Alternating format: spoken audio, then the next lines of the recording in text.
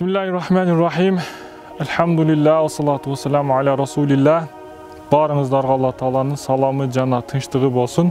Алла Таала адам баласына өзгөчө берген сыпат, өзгөчө берген бир сезимдердин бири бул көз жаш кылып ыйлоо. Албетте шариятыбызда кээ бир жерлерде көз жаш кылып ыйлагандан кайтарган болсо, кээ бир жерлерде көз жаш кылып ыйлаганды мактайт.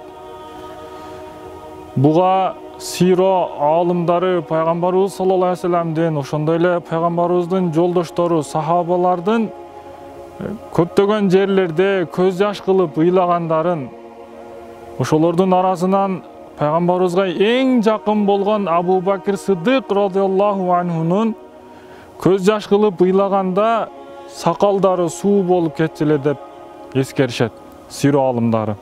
Бул көз жаш кылып ыйлоо адамдын алсыздыгын түшүндүрбөйт. Өзгөчө эркектердин арасында. Кимдин жүрөгү жумшак болгон болсо, ал адамдын көз жашы көп төгүлөт дейт. Кимдин көз жашы көп төгүлгөн болсо, ал адамдын жүзүндө нур болот. Кээ бир адамдар бар, ал адамдар такыр көз жаш чыгара алышпайт. Алардын жүрөктөрү аябай катыгандыктан көздөрүнөн жаш чыкпай калат.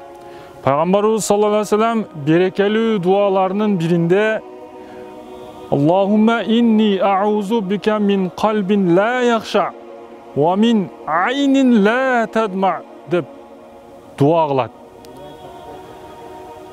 Бул дуанын мааниси: о жараткан Аллах, тойбогон жүрөктөн, көз жаш чыкпаган көздөн сактагын деп дуа кылат. Алла Таала баарыбыздын жүрөктөрүбүздү жумшак кылган болсун.